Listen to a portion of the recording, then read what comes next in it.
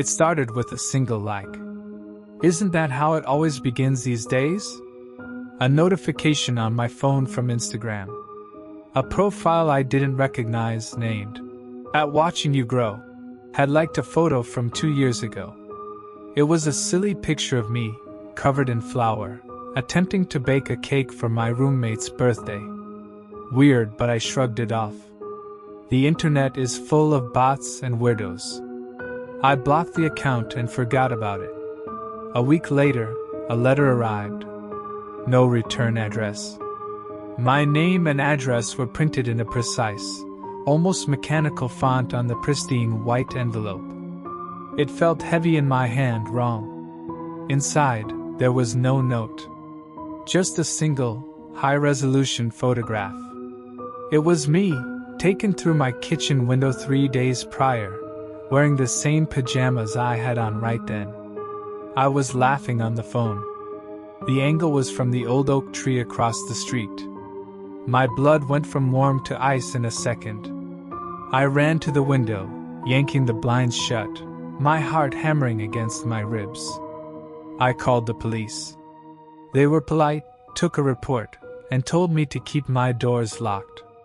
They said it was probably a prank. It didn't feel like a prank. It felt like a declaration. The next violation was auditory. Late that night, my phone rang. Unknown number. I answered, my voice a shaky whisper. There was no greeting. Just the sound of breathing, slow, measured, and intimate. In the background, faint but unmistakable, was the sound of my wind chimes.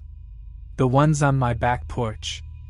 I threw the phone across the room as if it had burned me.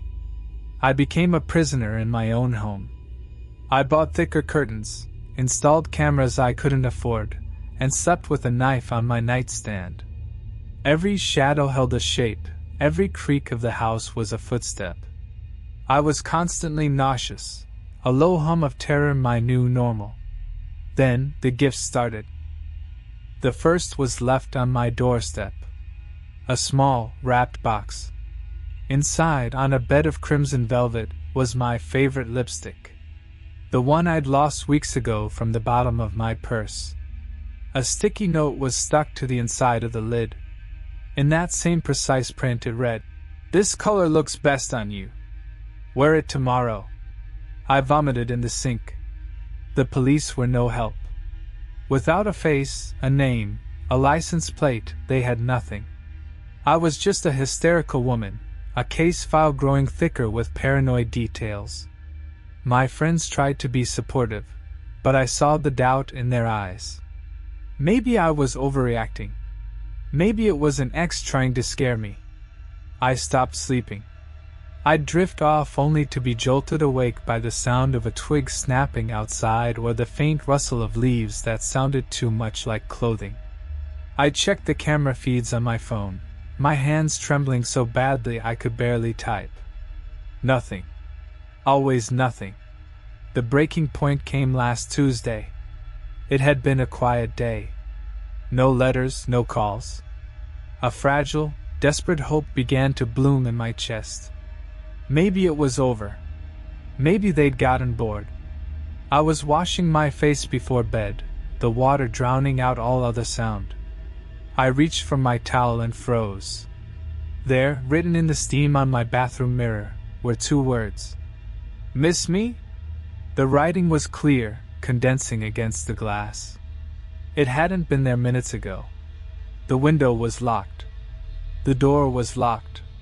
He'd been in the house. He was in the house. I didn't scream. Sound was impossible. This was a fear beyond screaming. It was a cold, absolute certainty that my life was no longer my own. This wasn't a stalker anymore. This was a ghost, a phantom who walked through walls and knew the most intimate details of my existence. I fled to the police station and refused to leave. They let me sit on a hard plastic chair, wrapped in a coarse blanket, as 2 officers finally took me seriously. They are reviewing the camera footage now. But I know what they'll find. Nothing.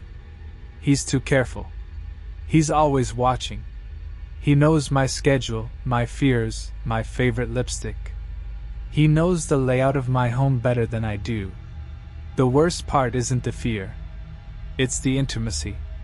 This person has curated me, studied me, collected me. I am their most prized possession, and they are waiting in the shadows, patiently reminding me that I am never, ever alone. They are always there, watching me grow.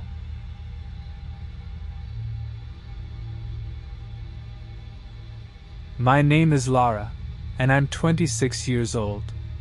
I just graduated and landed my first real job, so I moved into a small, affordable apartment on the outskirts of the city. It was quiet, a little isolated, but perfect for starting my new life. The peace lasted exactly 11 days. It started with the coffee cup. I'd left a clean, floral-patterned mug drying on the rack by the sink. The next morning, it was sitting squarely in the center of the small kitchen table. I thought I'd just forgotten I'd moved it. I was busy, stressed. I didn't think twice. A few days later, I came home from work to find my balcony door slightly ajar. A cold knot tightened in my stomach. I was certain I'd locked it. I searched the entire apartment, my heart hammering, a knife from the kitchen block clutched in my shaking hand. There was no one there. Nothing was missing. But on the glass door of my balcony, a single word was written in the faint condensation of my own breath. Hello. I called the police. They filed a report for breaking and entering, but with no forced entry and nothing stolen, there was little they could do. They suggested it might have been a prank, told me to change the locks, and left.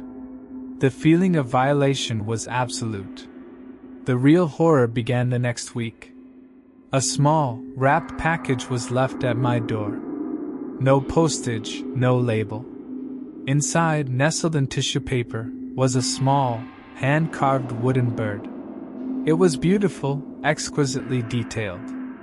And it was unmistakably mine. It was the very same bird that had sat on my grandmother's windowsill throughout my childhood. A piece I'd packed away in a box in my closet when I moved. A box I hadn't opened yet. My blood ran cold. He hadn't just been in my apartment. He'd been in my things. He'd touched my memories. That's when the notes started. They were never long. Always written in the same precise, elegant handwriting on heavy, cream-colored paper. The first one was slipped under my door. I enjoy the quiet sounds of your life. The page turning. The kettle whistling. It's a peaceful symphony. He was listening. He'd been inside enough to know the specific sounds of my home. I became a ghost in my own life.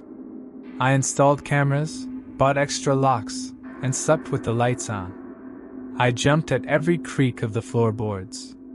The police were sympathetic but powerless. Without a face, a name, a threat, I was just a paranoid woman with an overactive imagination. The final note came last night. I double-locked the door, pushed a chair under the knob, and finally fallen into a fitful, exhausted sleep. I woke up to sunlight streaming into my room, and to something cold and smooth resting on my pillow, right next to my cheek. It was the small, hand-carved bird.